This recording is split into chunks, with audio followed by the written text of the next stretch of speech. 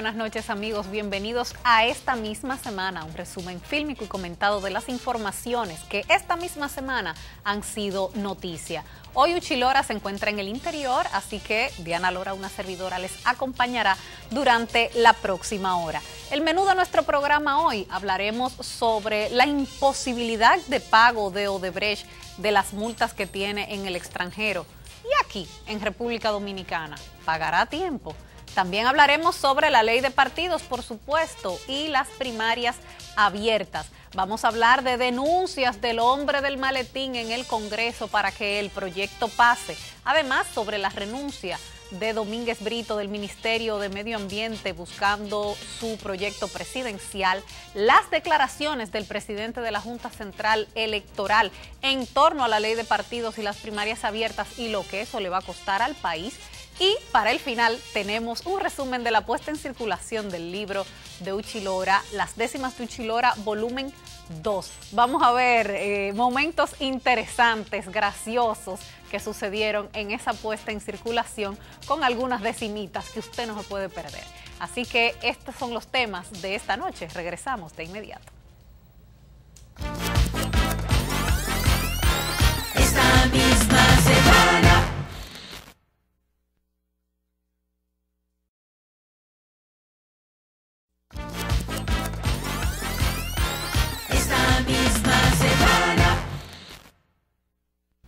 Señores, luego de que la constructora Odebrecht confesara en los Estados Unidos el pago de soborno en varios países de América Latina y África, tuvo que hacer acuerdos millonarios con diferentes naciones por pago de multas e indemnizaciones, los más grandes con Estados Unidos, Suiza y Brasil. Brasil, por supuesto, el monto mayor, el lugar de origen de esta empresa. Pues resulta que esta semana la empresa comunicó que no podrá pagar los 144 millones de dólares que tenía en títulos de deuda en el exterior en el plazo previsto. O sea, tenían que hacer un pago ahora de 144 millones de dólares en su país. Y resulta que la empresa ha señalado que ese pago lo tratarán de hacer antes de que pase el periodo de carencia, unos 30 días que empiezan a correr a partir de la fecha de vencimiento, a partir de la fecha límite, y que esa es una posibilidad legal que ellos tienen. Pero han dicho otras fuentes que el motivo del retraso que tiene la constructora se debe a un acuerdo que el grupo Odebrecht está negociando con entidades financieras de un crédito adicional para el holding para poder hacerle frente a estos pagos. Y dice que se espera una resolución de lo tratado para el pago de esa deuda, de esos 144 millones de dólares en títulos de deuda en el exterior, que no son los únicos de corto plazo y que representan el 5% de todos los bonos de deuda emitidos por esa compañía. O sea, esos 144 millones de dólares significan el 5% de toda la deuda que esta empresa tiene que pagar por concepto de multas e indemnizaciones por sus actividades ilícitas alrededor del mundo. Entonces, esto plantea una situación. ¿Qué pasa con la República Dominicana? ¿Qué pasa que tiene la empresa aquí en nuestro país? Recuerden que el acuerdo que se hizo con la Procuraduría, esta empresa se comprometió al pago de 184 millones de dólares, que es el duplo del monto del soborno admitido en República Dominicana, que fueron 92 millones.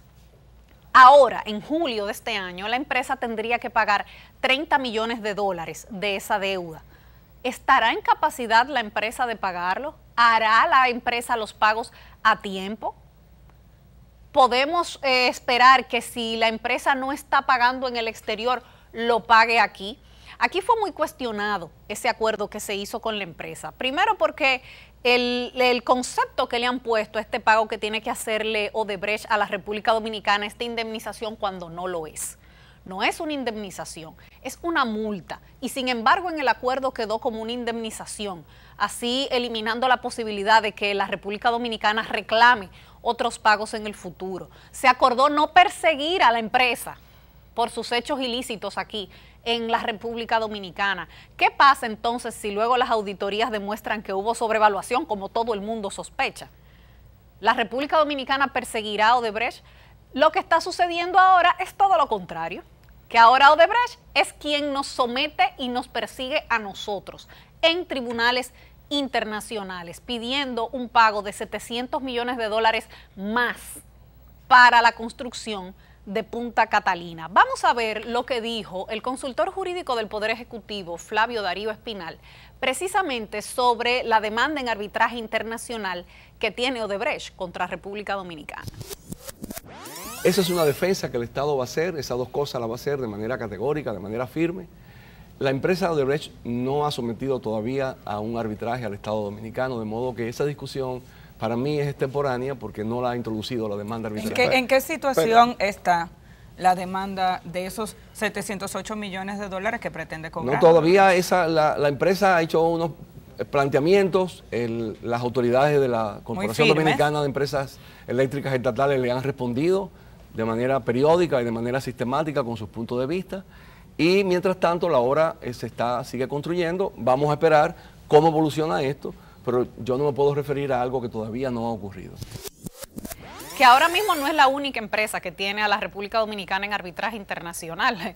Irónicamente también la JUN. O sea, dos empresas con actos dolosos en la República Dominicana, en vez de nosotros ser lo que los sometamos a ellos, son ellos quienes nos someten a nosotros. Y no duden ni un minuto que vamos a terminar pagando y pagando mucho dinero. Entonces no se sabe si Odebrecht podrá hacerle frente a las deudas que tiene en el exterior y pagar lo que tiene que pagar aquí en República Dominicana, que fue un acuerdo muy cómodo, se lo dejaron regalado, pero ahora ese pago está en veremos, porque si no pueden pagar fuera, ¿podrán pagar aquí? Esa es una respuesta que tendremos en julio, cuando vence el plazo para que paguen los 30 millones de dólares que tendrían que abonar ahora. En el caso de la JUN Corporation, vamos a ver qué dice también el consultor jurídico del Poder Ejecutivo sobre esta demanda por 300 millones de dólares. Efectivamente, la empresa La JUN interpuso una demanda en arbitraje sustentados en el Tratado de Libre Comercio entre la República Dominicana y CARICOM. Ese es un tema que vamos a discutir jurídicamente en el ámbito del propio arbitraje, si hay lugar o no hay lugar a un arbitraje bajo ese marco jurídico que es el acuerdo entre CARICOM y la República Dominicana, y hace unas reclamaciones por el orden de esa suma. De parte nuestra, lo que en esta etapa del proceso, lo que puedo garantizar, asegurar, es que el Estado dominicano va a defenderse de manera firme, categórica, jurídicamente rigurosa. Mientras la República Dominicana siga postergando y evadiendo su responsabilidad de someter a la justicia a las empresas corruptas, entonces ese es el resultado, que en vez de nosotros ser lo que demandemos, que se restituya al Estado dominicano lo que le han usurpado, lo que le han hurtado, los sobornos que se han entregado, en vez de nosotros ser los que reclamemos eso, entonces nos llevan a tribunales internacionales para que termine este país pagando un dineral en abogados, en bufetes y finalmente en sentencias. Vamos a la pausa. Cuando regresemos vamos a hablar, por supuesto, del tema de la semana, porque la política ha estado muy caliente. La ley de partido y las primarias abiertas y todo lo que se ha batido alrededor de esto en los últimos días. Ya volvemos. Esta misma semana.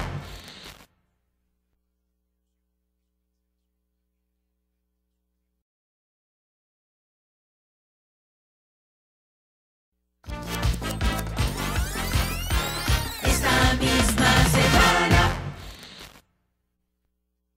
Esta semana muchas noticias alrededor del tema de la ley de partidos y las primarias abiertas, luego de que la semana pasada los senadores aprobaran el proyecto de la ley de partidos en la Cámara de Senadores y que se esperara que llegara hasta la Cámara de Diputados, cosa que sucedió el jueves pasado. Así que, sin duda alguna, ya la próxima semana estará en agenda. Pero esto tiene a todo el mundo así. dentro del PLD, con la oposición, con las organizaciones de la sociedad civil, pero sobre todo, entre las dos facciones del Partido de la Liberación Dominicana, el leonelismo y el danilismo. Resulta que esta semana el expresidente Leonel Fernández estuvo en Nueva York en un acto de apoyo, oigan ustedes, de ex luchadores a su candidatura, y allí expresó el presidente Leonel Fernández que si tratan de hacer imposiciones habrá hasta patadas voladoras. Vamos a escucharlo. Tenemos hasta luchadores aquí. El Bronco Negro y el Ángel Blanco. De manera, yo lo interpreto como un mensaje muy claro. El que se equivoque habrá hasta patado la hora, ¿no? Como una señal de firmeza y determinación de hacia dónde las cosas deben ir. Pero lo que ha generado más comidilla política ha sido la actitud del expresidente Hipólito Mejía. Empezó por una fotografía que se tomó el expresidente Hipólito Mejía junto al presidente Danilo Medina en un acto en Santiago, donde se ven a los dos muy sonrientes, muy abrazados, y bueno, se empezó a especular, ¿será esto una señal? Porque en este momento en el que se está hablando de que al danilismo le faltan unos 30 votos para poder pasar la ley de partidos en la Cámara de Diputados, pues evidentemente cada apoyo cuenta. ¿Será un metamensaje?, se preguntaba todo el mundo. Ustedes están viendo la fotografía ahí en pantalla. Pero entonces se puso a circular un video que el expresidente Hipólito Mejía había grabado en enero de este año. Es un video que tiene ya casi 4 meses y que ahora se saca convenientemente, por supuesto, y en el que él expresa que la modalidad con la que él está de acuerdo es la de primarias abiertas. Vamos a ver. Hablaban que yo creía en las elecciones abiertas. Bueno, yo tengo 10 años diciendo eso. Primarias abiertas. Yo fui con una carta de Milagros Ortiz Bosch y yo, firmando para que fueran abiertas. Entonces, como yo ahora voy a decir cerrada, porque le dio la gana un día de someterlo a la elección del partido sin yo estar y sin consultar conmigo y aprobar una vaina al vapor. No, conmigo hay que respetarme como yo respeto a los demás. Bueno, rápidamente salieron dirigentes del PRM a aclarar que ese es un video viejo, que lo había grabado hace 4 meses, que fue unas declaraciones que le dio a unos periodistas en su casa de campo hace varios meses, que no es el momento actual, porque tendría implicaciones bastante serias, sobre todo después de que el partido fijó la posición de rechazar este proyecto de partidos aprobado por los senadores con la modalidad de primarias abiertas. De hecho, el PRM está discutiendo incluso sanciones para los legisladores que lo hagan, pero faltándole al danilismo esa cantidad de votos, se estima que unos 30 votos para poder pasar el proyecto. Necesitarían las 2/3 partes de la cuota de todos los diputados. O sea, si fueran todos, el día que se conozca el proyecto a votar, se necesitarían 127 votos y el danilismo tiene unos 90.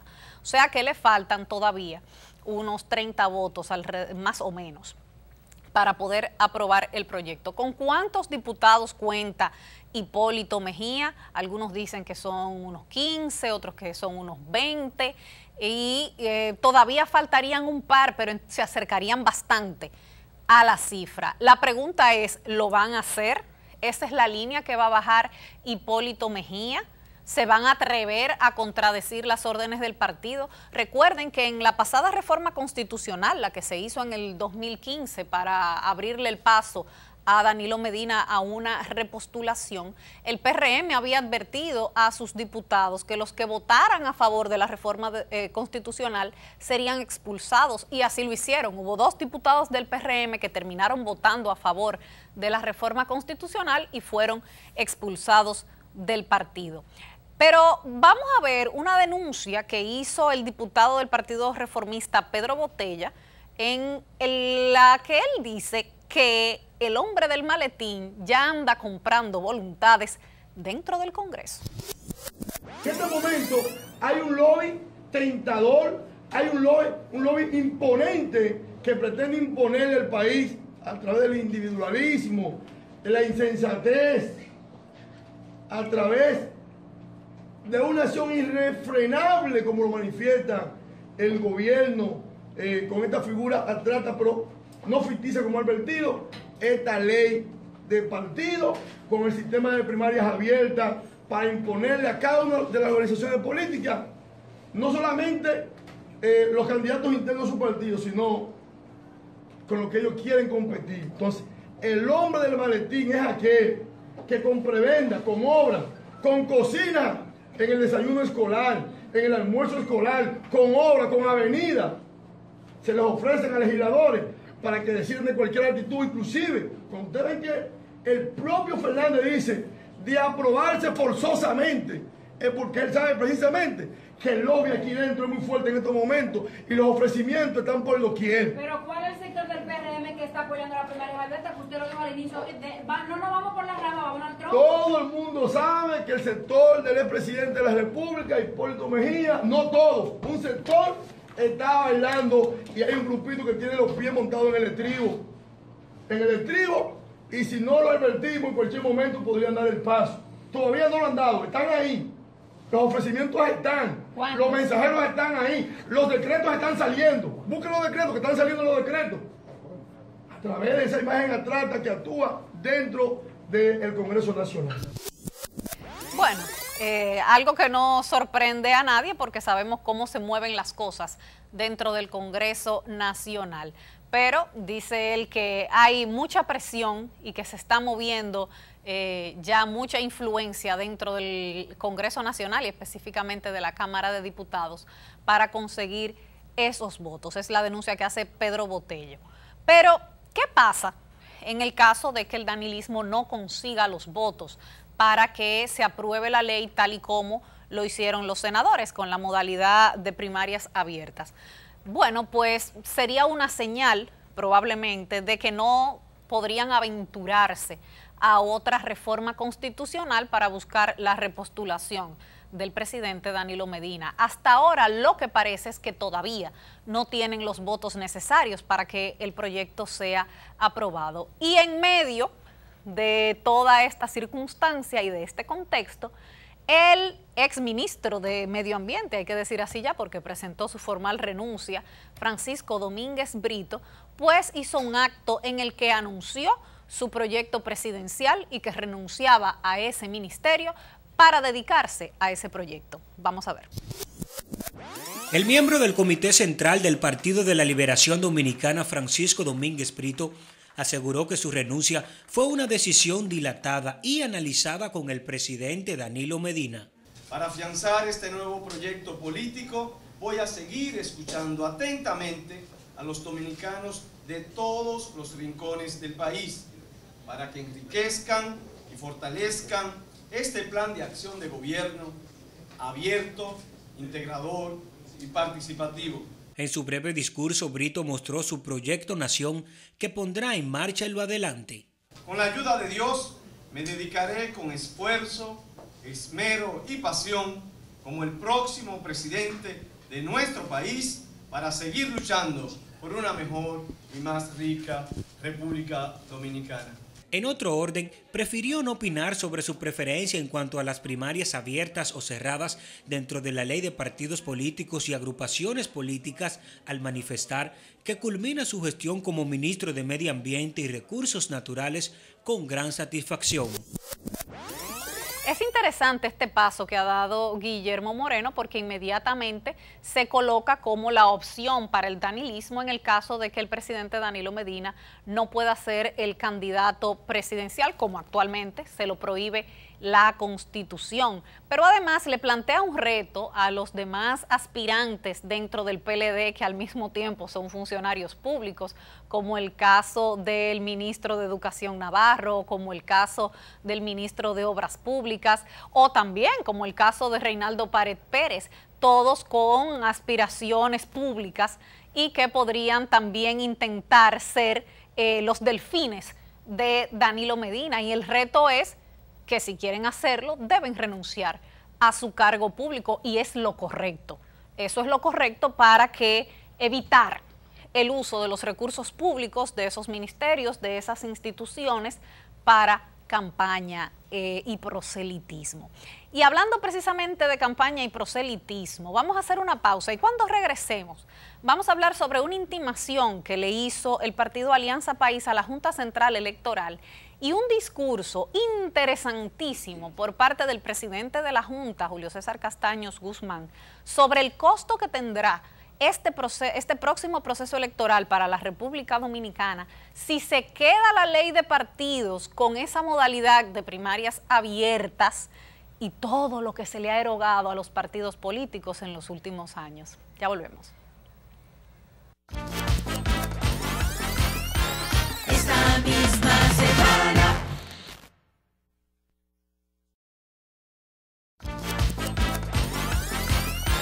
Esta misma semana. Si la Cámara de Senadores y la Cámara de Diputados no se ponen de acuerdo, pues el proyecto de ley de partidos se terminará cayendo, no se aprobará.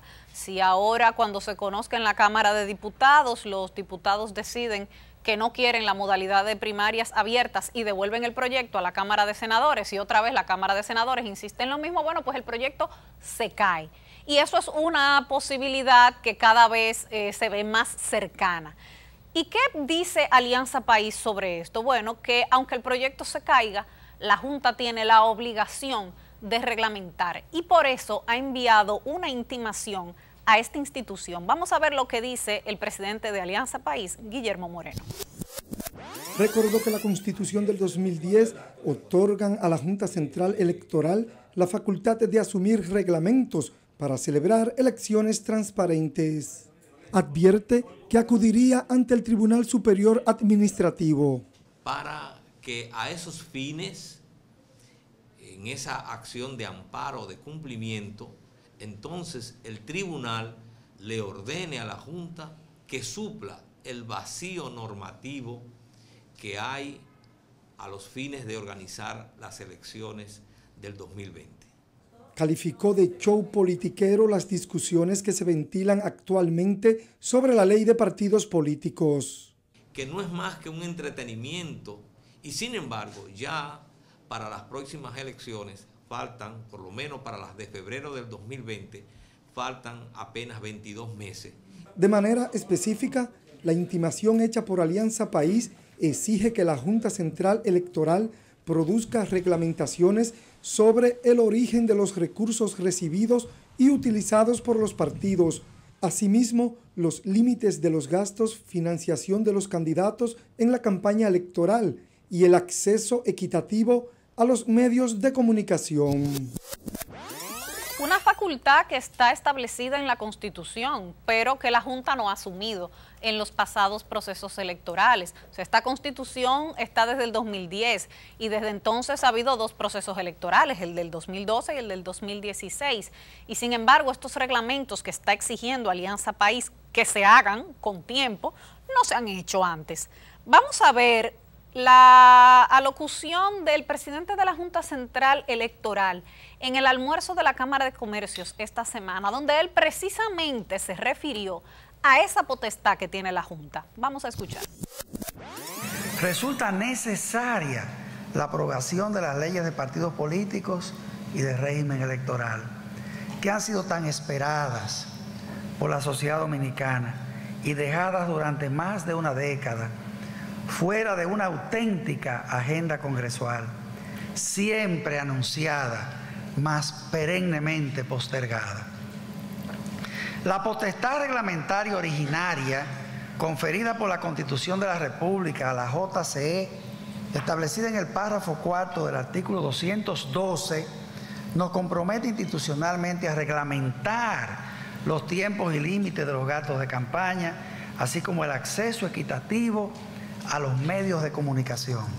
Y de esta forma velar porque los procesos electorales se realicen con sujeción a los principios de libertad y equidad en el desarrollo de las campañas y transparencia en la utilización del financiamiento.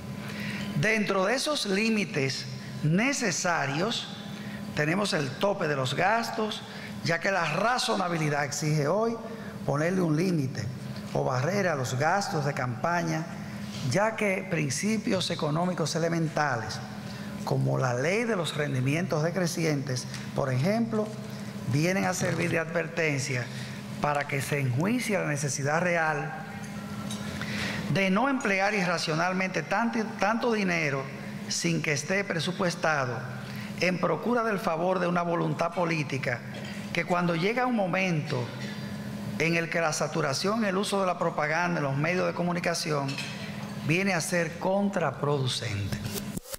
Bueno, debemos entender que con estas declaraciones del presidente de la Junta Central Electoral, pues le está dando la razón al planteamiento que ha hecho Alianza País y que se van a abocar a hacer los reglamentos para que, aunque no se apruebe la ley de partidos, por lo menos lleguemos con reglas de juego claras a las elecciones del 2020.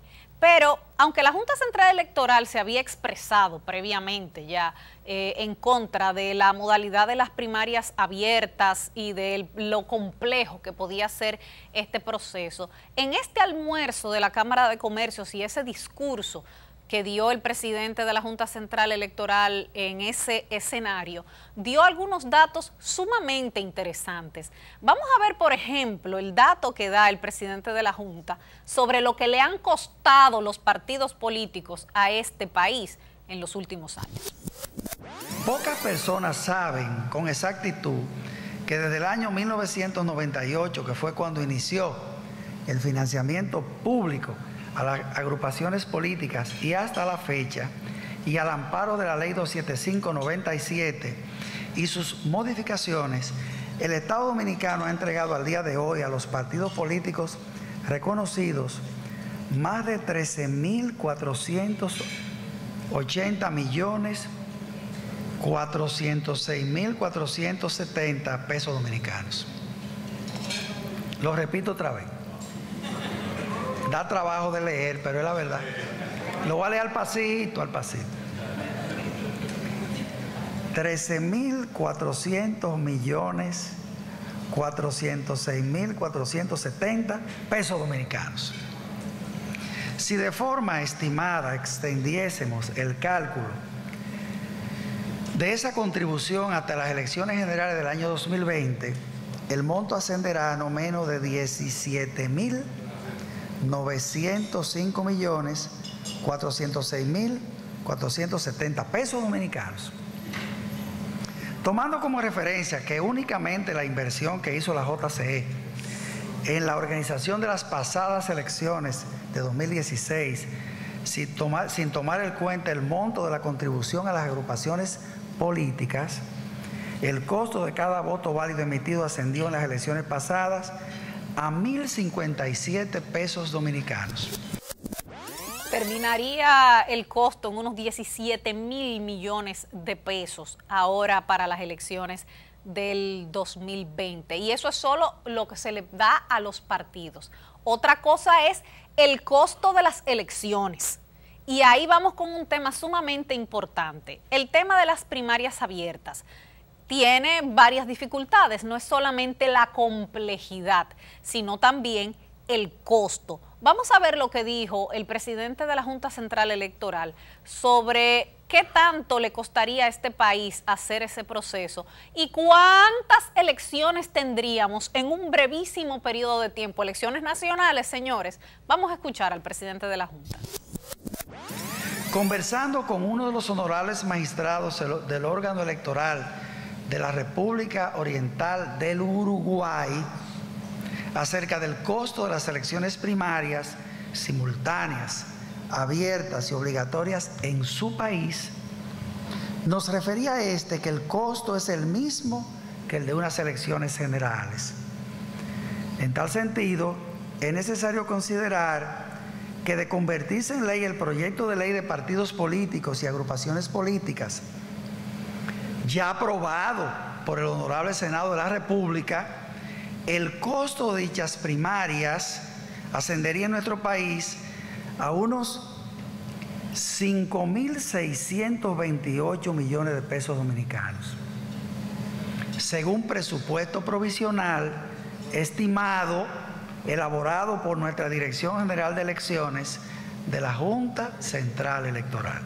Igualmente, Es preciso señalar que, tal y como han indicado algunos medios de prensa escrita, dichas elecciones primarias a celebrarse para escoger todos los candidatos que participarían en los 3 niveles de elección, presidencial, congresual y municipal, tendrían lugar el tercer domingo del año anterior a las elecciones. Es decir, el 17 de noviembre del próximo año 2019. Más concretamente, el domingo anterior al Día de Acción de Gracias y al Black Friday. Se le va a estropear el negocio. Esto último equivale a afirmar, de resultar cierta esta información, que la JCE organizaría elecciones primarias obligatorias para todos los partidos en noviembre del 2019, elecciones municipales en febrero del 2020, con el estreno del voto preferencial para regidores y vocales, y presidenciales y congresuales en mayo, el tercer domingo de mayo de ese mismo año. Y además, eventualmente la posibilidad de una segunda vuelta en el nivel presidencial, que tendría lugar, en esta hipótesis, el último domingo de junio del 2020, lo cual equivaldría a celebrar 4 elecciones entre noviembre del 2019 a junio del 2020. Imaginen ustedes 5.600 millones de pesos gastados solamente en el montaje de las primarias abiertas. Ahora súmenle a eso lo que costarían las elecciones municipales y lo que costarían las elecciones presidenciales y congresuales, y luego una eventual segunda vuelta. Pero además todo esto realizado en un periodo de unos 7 meses, porque eso querría decir que tendríamos en noviembre del 2019 las elecciones para las primarias abiertas y simultáneas de los partidos en todo el país. En febrero, las elecciones municipales. En mayo, las elecciones presidenciales y congresionales. Y ante una eventual segunda vuelta, pues en junio una segunda vuelta. Estamos hablando de 4 elecciones nacionales en 7 meses. Eso este país no lo aguanta. No lo aguanta, ni financieramente, ni en términos políticos, ni de estabilidad, ni de ninguna manera. Entonces, por eso es que la Junta ha expresado su oposición a que el proyecto se apruebe de esa manera. Evidentemente, si el proyecto se aprueba, la Junta tiene que cumplirlo. Pero lo que está diciendo el presidente de la Junta Central Electoral con estas declaraciones es: no nos metamos en camisa de 11 varas, por favor. Vamos a hacer una pausa. Cuando regresemos, vamos a ver detalles sobre la puesta en circulación del libro Las Décimas de Uchi Lora II, que se hizo esta semana en la Feria del Libro. Esta misma semana.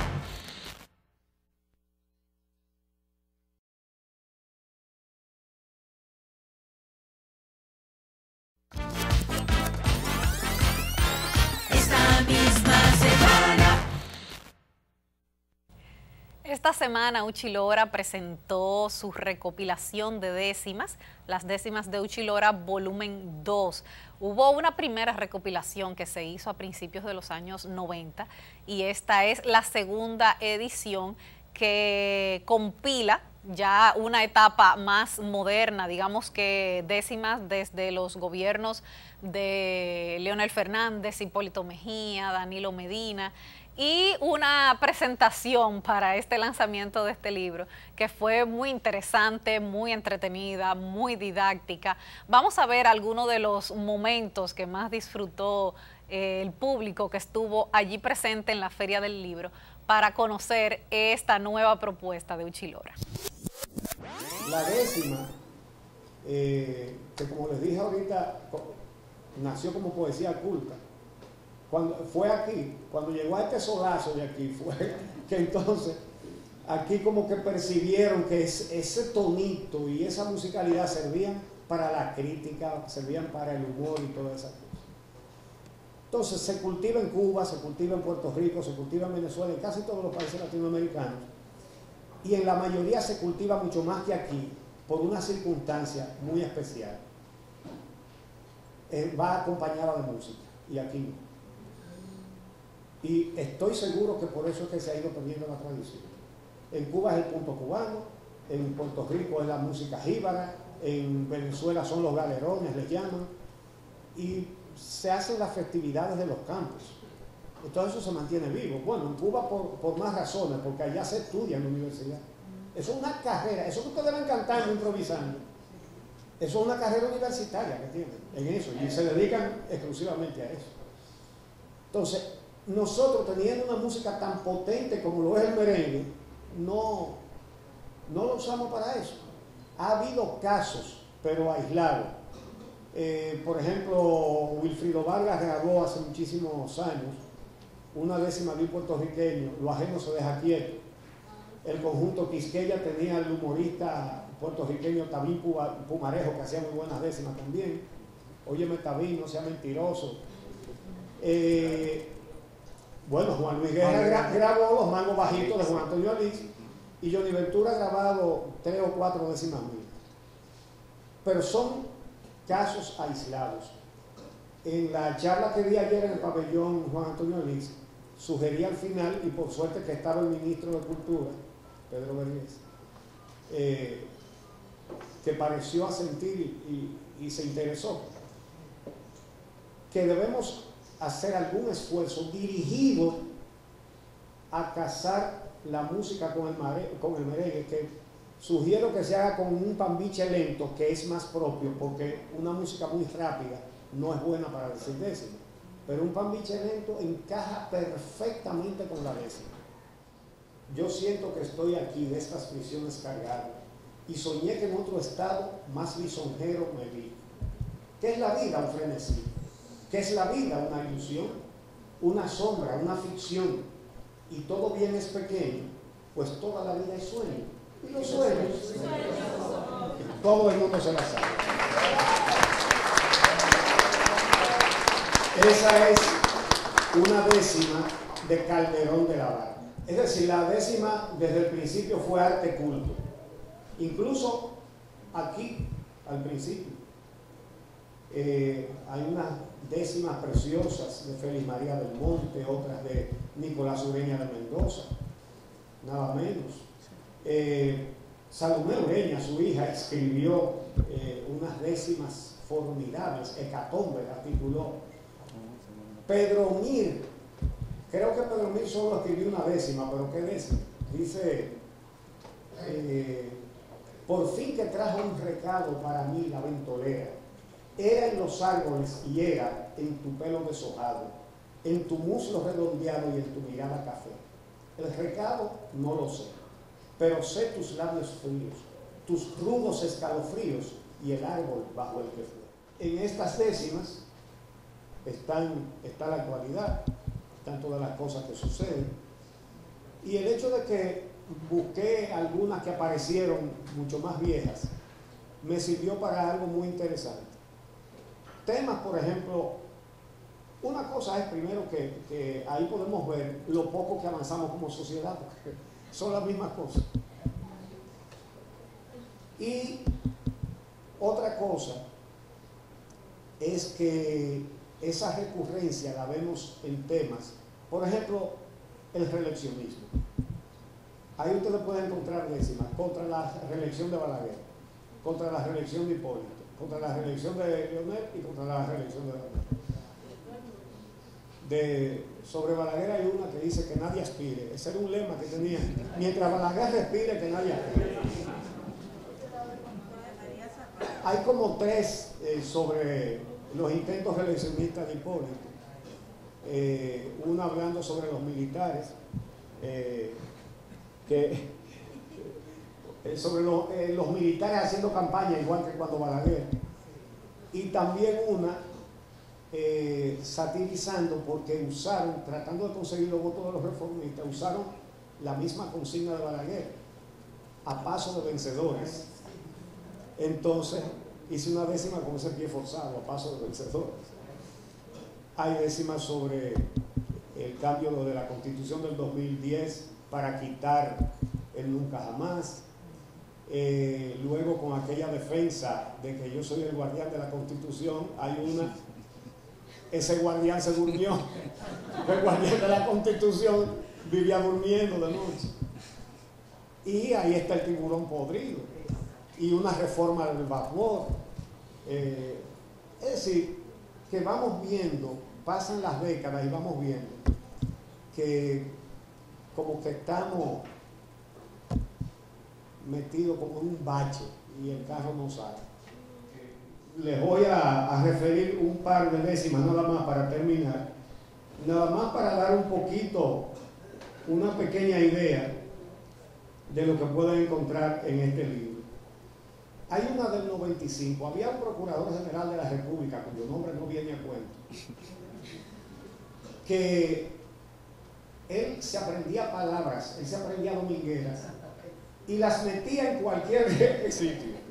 Vivía hablando con muchísimas palabras rebuscadas. Y entonces, yo escribí esta decimita. Me acordé de una fábula, ¿verdad? De aquel burro que tocó una flauta por casualidad. Y entonces hice la fábula del borrico. Sin haber desayunado, estaba un borrico un día, cuando vio un libro que había tirado en medio del prado. Sin duda, algún descuidado en el campo lo olvidó. Y el asno que lo encontró, sin saber de abecedario, no vio que era un diccionario y sin más se lo comió. Reposaba en las praderas cuando se operó un milagro, pues comenzó aquel onagro a rebuznar domingueras. No le salían muy ligeras las frases que pronunciaba, porque el pobre las rumiaba más henchido de inmodestia, muy henchido de inmodestia. Pero a una u otra bestia, el jumento impresionaba. Un día el amo le encarga, ese era el doctor, un día el amo le encarga con una expresión oral de una misión oficial para llevar cierta carga. Y fue su experiencia amarga, porque el pollino en cuestión, su rebuscada expresión soltó en rebuznos y voces, chispeando y tirando coces con gestos de presunción. Al ver su pedantería, el amo se preocupó y al fin le comunicó que no lo utilizaría. Por su fanfarronería le falló el vocabulario, así que echó el mandatario al borrico sabanero, rebuscador dominguero, que se tragó un diccionario.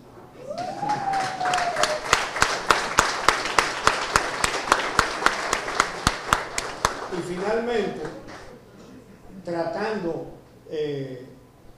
cosa imposible, ¿verdad? Pero tratando de emular a Alix con el idioma italiano, en una oportunidad que hizo un comentario acerca de la costumbre de nuestros honorables diputados, que ellos, por ejemplo, aprueban una ley con un régimen de pensiones para los plebeyos y ellos se hacen un régimen de pensiones diferente para ellos, ¿verdad? Pero ellos son los que aprueban los impuestos que pagamos todos. Hay gente que no sabe que cuando compra un vehículo de motor, a veces con muchísimo sacrificio, mucho más de la mitad del precio que está pagando es impuesto. Pero ellos se exoneran. Entonces no solamente se exoneran, sino que además hacen un mercado con esa exoneración. Entonces no traen un vehículo utilitario, traen Bentley, Maserati, Lamborghini, esos son como de los preferidos. Y por eso hice esta decimita en italiano, titulada Lamborghini. Estábamos cerca de unas elecciones. Giuseppe, Italo Signore, sta molto preoccupato por quien elige al Senato a sindaco, regidore e tutti i legislatori con la democrazia affini che ci pondrán la papini cuando pase este alboroto, pero aquel que le echa el voto le está echando un Lamborghini. Y expresa, esos camaleones ci ciuven molto il salari e grandi dieta cobrare, piccolo barril ci pone. cogen exoneraciones y el popolo es Paganini, y con tanto cuente chini, cogen al país se de bobo. Ma, io no come algarrobo, io no echo un Lamborghini. Quieren salir diputati por el popolo luchando, pero solo están pensando en Bentley y en Maserati. In ritocato retratti in pose padre Villini, con espueleta muy fini, después acaban con todo. Pero este que está aquí no, yo no he hecho un Lamborghini. La prensa ya me informaron que las exoneraciones nos costaron 1.000 millones y mucha plata volar. Un diputado pasar desde Maví hasta Martini y le importaron un pepino, le salute y le laboro, pero digamos, le acoro, yo no he hecho un Lamborghini.